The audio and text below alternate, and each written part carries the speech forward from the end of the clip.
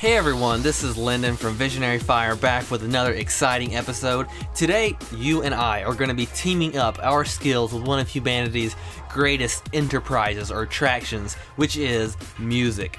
We'll be collaborating two of the most complex aesthetic senses we have as humans, which is vision and hearing. Let's have a look.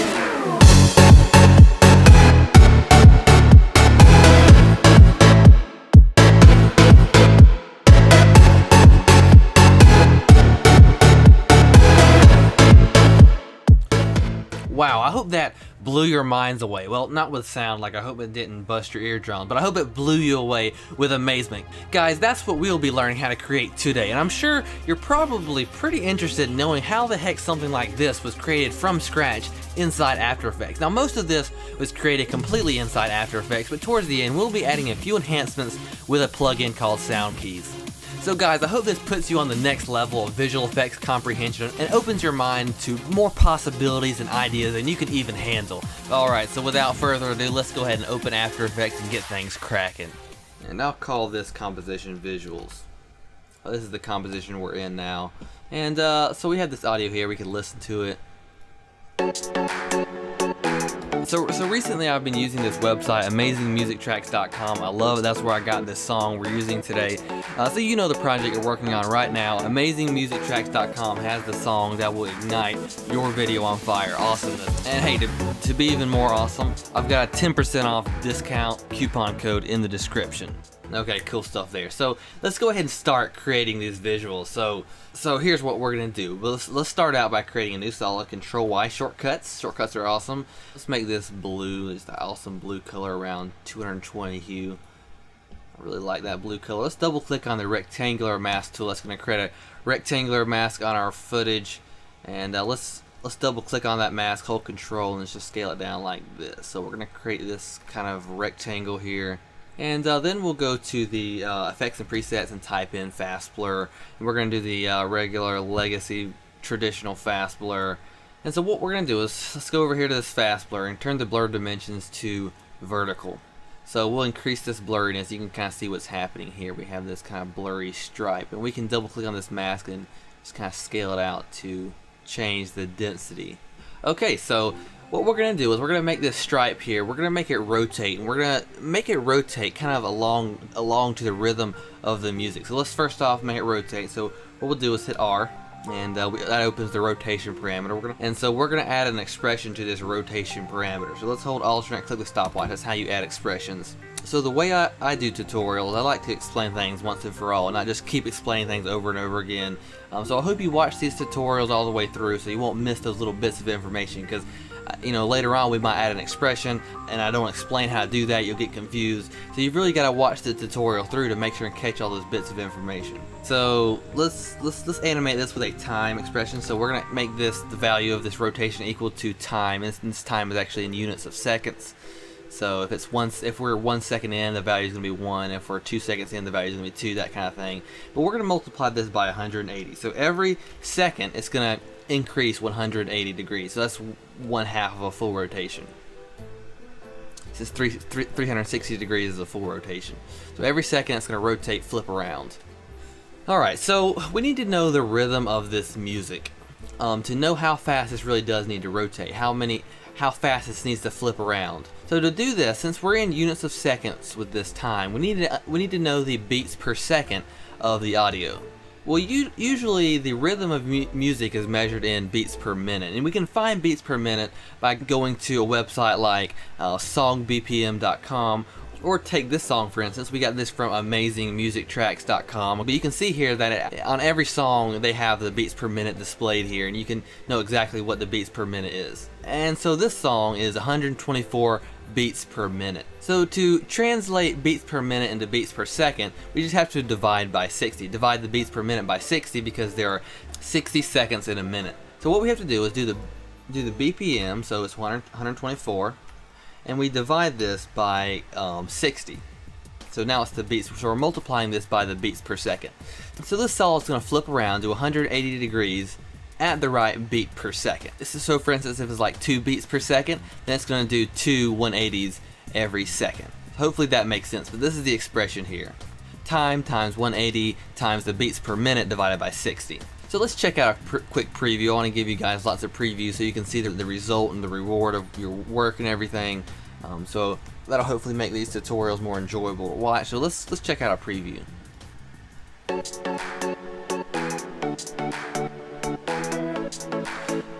So you can see here that this thing is rotating to the rhythm of the music, but the problem is rotating far too fast. So we're just going to divide this by some even integer like 2 or 4, so that it just rotates maybe twice as slow or 4 times as slow. We're going to do 4 in this case, so we're going to divide by 4.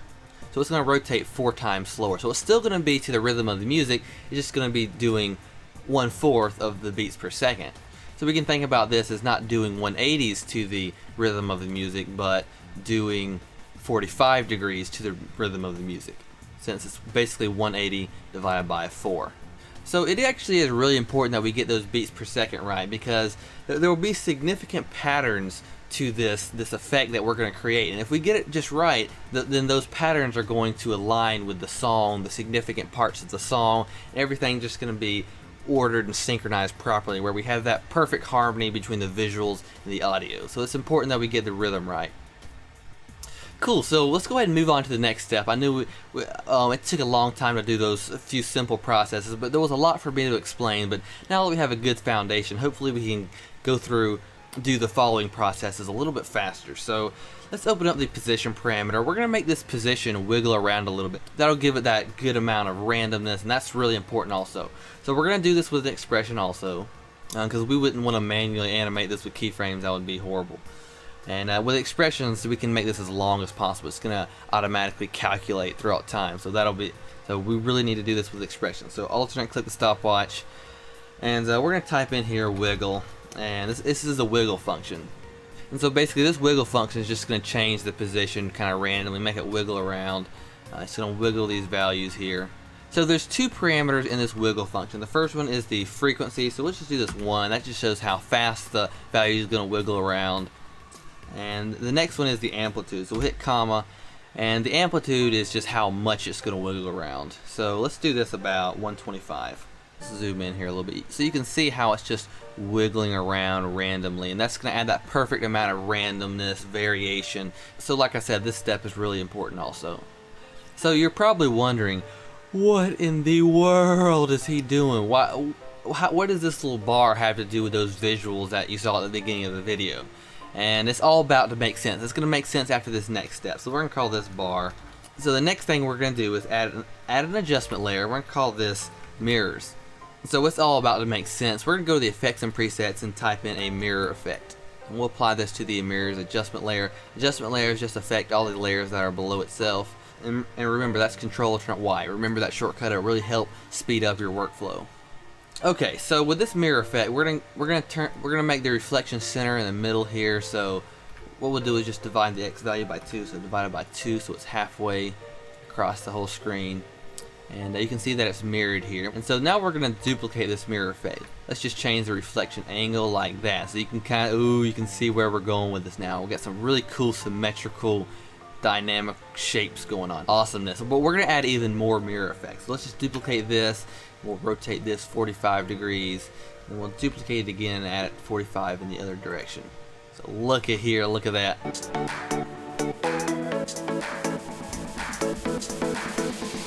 Alright, so that's definitely a part of the gravy of this tutorial. Oh, and by the way, if you've liked this video so far, please give it a like. It takes you like 1 second to do that, so please do it. Thank you. So I hope you guys have a much better understanding of the structure of this effect, and hopefully lots of possibilities are flowing through your minds about what you can do with this structure arrangement here.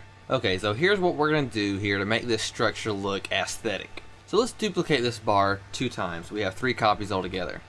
There we go, and since it's slightly transparent, we have this nice these nice stripes going on. And so since the wiggle expression is unique for each layer, the seed is different for each layer. We have this awesome variation and randomness going on here. So here we designed the randomness of the system, but we didn't create the randomness manually. So really learn how to utilize other things. Don't try to do everything yourself. Utilize the software that other people have created. Utilize instruments, tools, knowledge from other people. No one person by his or herself can create something too amazing. Everything amazing is a collection of people together, resulting in an amazing work. You're at the surface of it, where you display the work of the energy of everyone and everything in something like a piece of work like this.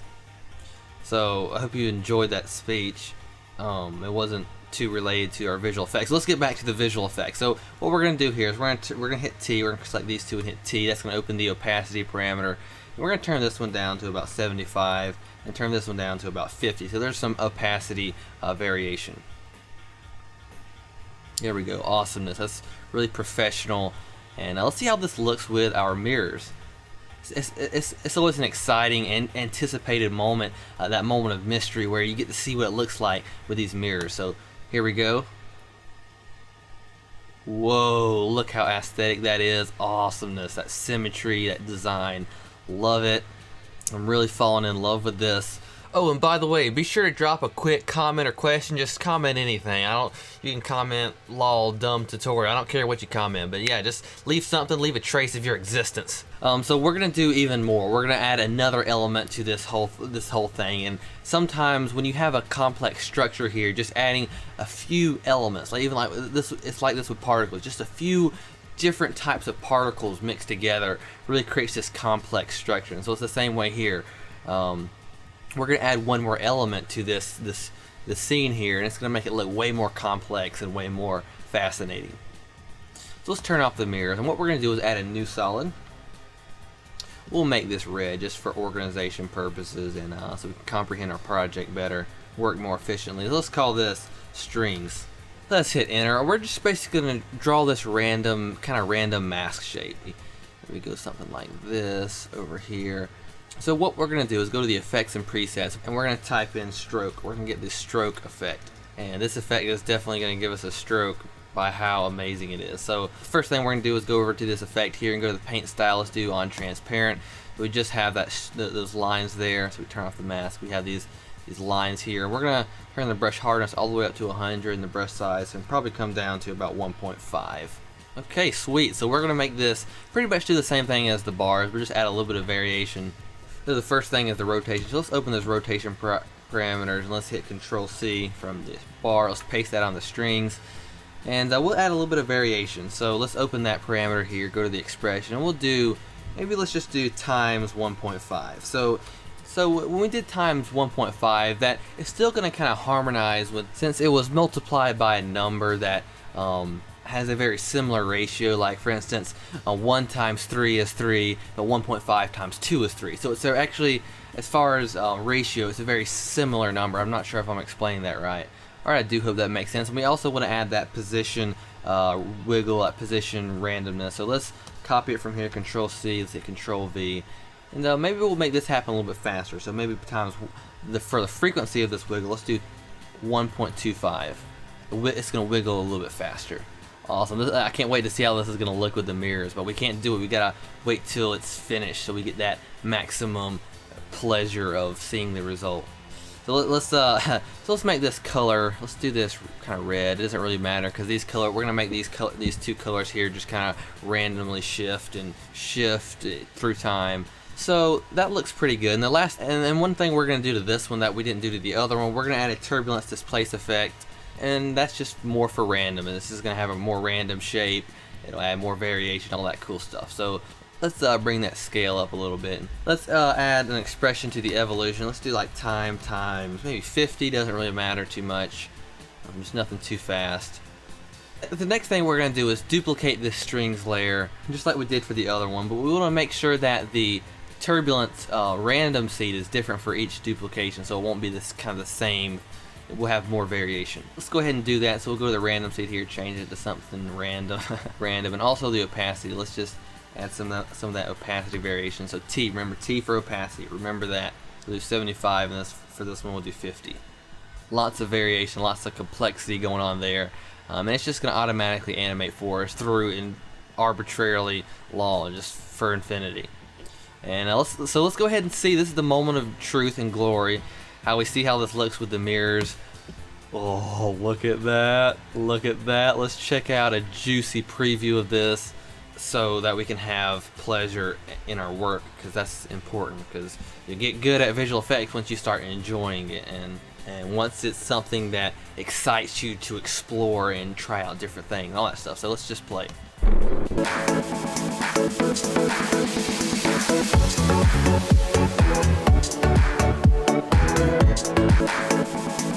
Awesome, look at that. Wow, that, oh goodness. It makes me want to cry my eyes out. That's so wonderful. It's just amazing to be in the position where we can put all these puzzle pieces together and create just something so amazing. And I just love it. So let's go ahead and move on to the next step. We're gonna make this look awesome. So the next step, the next section of this tutorial, there's so many more things we're going to do at the end of this to make this look more aesthetic, blend with the screen more, make it look more elegant and natural. But for now, we need to cover the next most important part of this tutorial, which is audio reaction. We already have the rotation that kind of syncs with the beats per second of the audio, and that is so great. But now we're going to focus on more of the audio reaction, on the bass, the volume, that beats, and we're just going to react to that. So for this, basically the key of audio reaction is in the plugin Trapcode Soundkeys. And I know a lot of people who don't have the plugins hate when people use plugins. I know I did. When I didn't have plugins, oh, I hated when people use plugins. So I'm quite aware of this. But without this plugin, we just couldn't do the effect like we can here. So I hope you guys don't get too upset about me using this plugin. I mean, some people don't have After Effects, and they might get upset that we're making After Effects tutorials, but the fact is these plugins open so much more opportunity, and in these tutorials I want to explore the opportunity. But there are workarounds for plugins, and if I get enough requests, I'll try to make a video for how you can work around if you can't afford Trapcode Soundkeys, and I'll actually briefly go over it in this tutorial. So let's call this Soundkeys, and let's go to the effects and presets, type in Soundkeys. And let's apply this to the layer. So Soundkeys is the god of converting audio into tangible information that we can use in this After Effects software. As you can see here, if we solo this Soundkeys layer, that we have this kind of grid thing here. And if we choose the right audio layer, so let's go to the audio layer, choose our audio here, we can have all these, we can see all the different frequencies in the music here. And not only can we select out different frequencies, but we can select out different volume levels, and this is just wonderful. So we basically, so I want to give you guys a good sense of purpose what we're doing. If you can see here in the original example, you can see there's some turbulence when the beat comes in. There's some just fractal turbulence that just kind of pops out, and that happens along with the bass. So when the bass comes boom, boom, boom, the turbulence ensues. So what we're going to do is we're going to select out the bass ranges of this audio information. So we can see the bass kind of coming here. So we're going to select this bass. That's the information we want to get. So let's move this point up all the way to the top, and then maybe this one right here. So once we have the right audio information selected, we can go to the Soundkeys effect, hit apply, and that's going to apply that information to the range that is enabled. So in this case it's range 1. We have range 1 that is active. It's going to apply that information to this output 1. And it's just a simple value. It's basically saying how much audio is in this range, and if there's a lot of audio, it's a high value. If there's a little bit of audio in there, then that's just a low value. And so now that we have this information ready to use, let's go ahead and create the effects that we're going to apply this audio information to. So what we're going to do, starting out, is this turbulence effect, the turbulence fractal effect. So we'll create an adjustment layer, Control Alternate Y. Let's call this turbulence, and let's apply the turbulent displace effect. What we'll do is turn the complexity up to like 8, so we have this nice fractal stuff going on here. And what we want to be animated, what we want to be affected by the audio, is this amount. So when the bass comes in, we want more amount, more juice. So what we're going to do is add an expression to the amount parameter. So alternate, click the stopwatch. There we go. We have the amount ready for keyframe. Let's go to this window, hold our mouse over and hit tilde, and that opens up the window. Let's just be more comfortable and have more space with our work. So let's go to the amount parameter, grab the pick whip, and let's choose the output on the sound keys. That's the information, that bass information. So we can have a look at what this looks like. Let's go to the graph editor and we can enable the graph for this parameter here. We can see that the amount goes all the way up to about 35, and that's about right. That's about how much turbulence we want to kick in when there's bass. Let's turn this off. Remember to always turn that off, because it's important to do that, because then you close it, it'll be on, and you want that graph to go away, and you don't remember which effect it was. So that's a habit that's good to learn. Okay, so let's go ahead and check out a preview, see how that looks, see how that turbulence looks with the bass.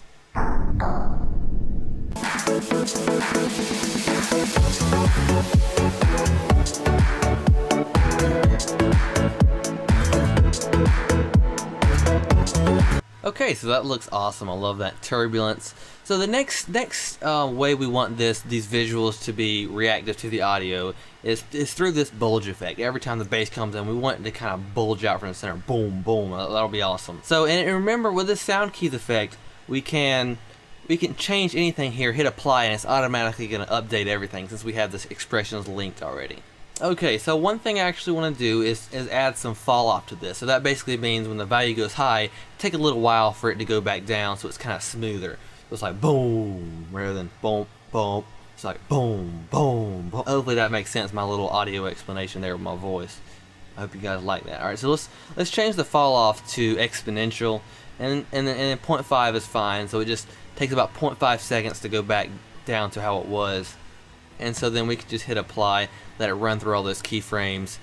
Look how fast it's calculating all this stuff. Awesome. Computers are like ultra fast at calculations, but there's like a buttload of calculations that have to be done. So like I was saying, I got a little sidetracked, but what the next audio reactive thing we're gonna do is that bulge effect. And we could either select a new range of audio to get some different information from the audio, but the bass is good. The bass we already selected is good, so we're gonna use that again. Let's go ahead and add a bulge effect, and we're gonna put this above the turbulent display some, so we can kind of bulge the whole structure more than just the underlying shapes behind the turbulence, because otherwise the turbulence wouldn't be affected. So let's add a new adjustment layer. Again, adjustment layers affects all the layers that are below itself. So let's rename this. Yeah, let's go to the effects and presets, add a bulge effect. And we'll increase the horizontal and vertical radius. Let's just do a 0 because I'm too lazy to change the first two numbers. So that's fine, like that. There we go. So now the next thing we're going to do is increase the taper radius so it's kind of more smooth around the edges. So it's more of a smooth bulge. Boom, boom, like that. Awesomeness. Now what we want to animate is the amount of bulge, or in this case it's called the bulge height. So let's add an expression to this like we did last time. And then let's tilde open this up, and let's hit U, open that Soundkeys information there, and let's grab the pick whip from this bulge height and attach it to the Soundkeys output 1. Alright, so there's probably a problem here. There's not probably a problem, there is a problem. There's way too much bulge here, and we need to bring this down. So this thing goes up to about 35, I think it was, and we want this bulge height to go no higher than 1, really. So let's just divide this by 35. And if we look at the graph editor, it should be about right. Let's just look at this here. Yeah, it doesn't go above 1. We have this bulge tamed. We're taming all these effects. We're like, I don't mean to be like, I know this is kind of an unhealthy attitude to have towards other people, but we're dominating these effects. It feels good. It feels good to dominate these effects, and so because these effects don't have feelings, so we can dominate as much as we want to.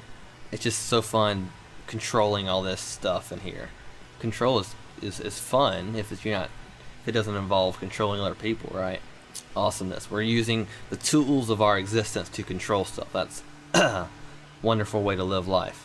Alright, so let's check out a preview, see how that bulge effect looks to the audio. It reacts to the audio. Let's go ahead and play.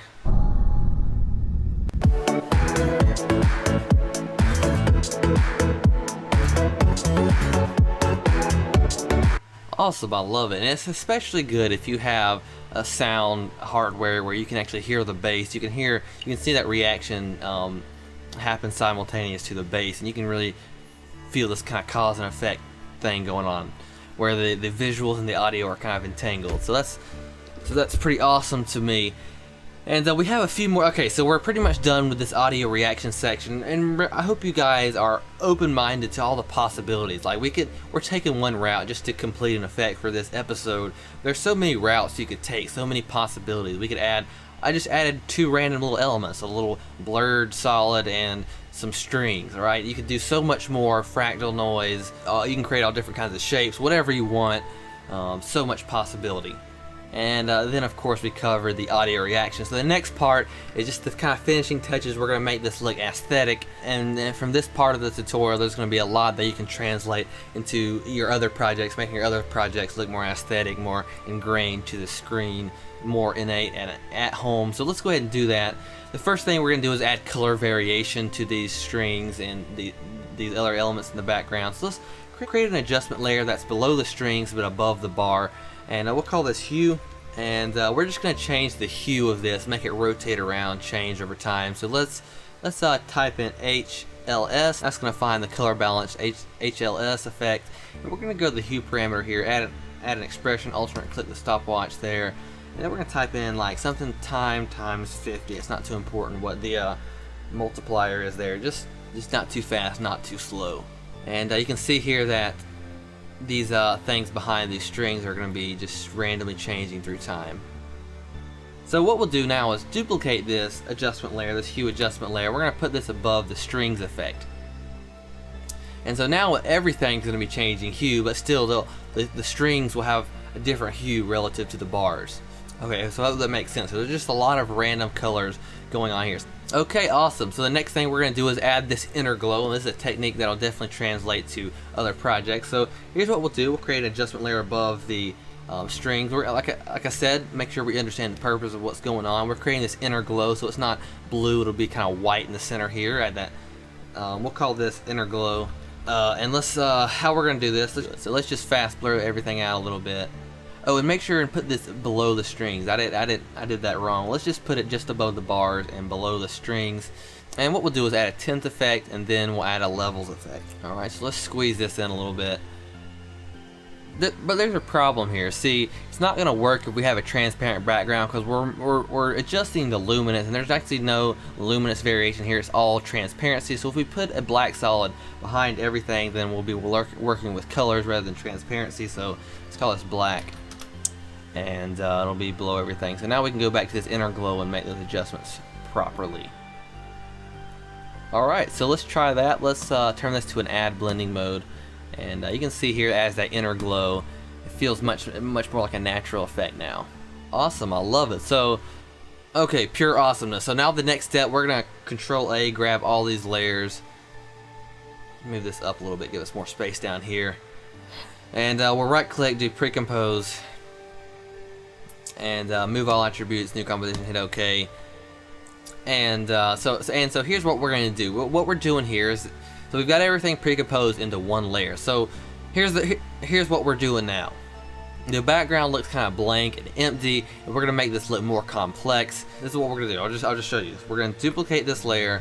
We're going to scale it up, maybe 175 like this, and then we're going to grab a radio blur. So CC radio blur. Let's add this to the top layer. 15 looks good. And then what we're going to do is change this to a screen blending mode, and then turn the opacity down to something like 35. Alright, looks cool. We got this kind of cool phasey background stuff, but what we're also going to do is make this rotate so it kind of fills in some of those gaps more often. So let's animate the rotation with an expression. Let's hold alternate, click the stopwatch, type in time times, maybe times 15, something like that. Now we have this cool kind of background filler that'll add more complexity to the scene and make it look a little more aesthetic. Awesome, I love it. I love how the radio blur adds these kind of cool vector-like textured blurry shapes. I really like it. And we also want to make this glow kind of react to the music. And we're also going to kind of knock out two birdies with one stone with this. We're also going to show that kind of alternative for Trapcode Soundkeys, how we can extract information from audio. Let's go ahead and copy the audio from our composition, hit Control C and go back to the parent composition, hit Control V. Let's turn off the audio for these layers. And how we're going to get the information from this audio is right click, keyframe assistance convert audio to keyframe. So this just does the average volume of all the different frequencies together. Just delete the left channel and right channel because we want the average, the mixture of both. And this just shows the volume of all the frequencies happening at once.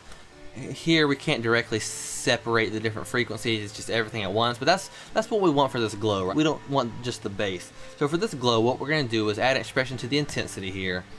And let's open the U for this audio amplitude. We're going to grab the pick whip from the glow intensity and choose this both channels slider. So that's going to make the intensity go way up to like as high as 75 units. So let's just divide the intensity by something like 60. Something like 60, so it doesn't get so bright. So guys, we really need your help supporting this channel. So before you watch the next video, scroll down and click the support link in the description. Several guys have already started helping us out, so I want to say thanks to them. And if you decide not to help Visionary Fire, that's okay. Just keep enjoying our content and blast that subscribe button so you won't lose access to this channel. So we've come to a bittersweet end of this episode. Have a good darn look at this final result.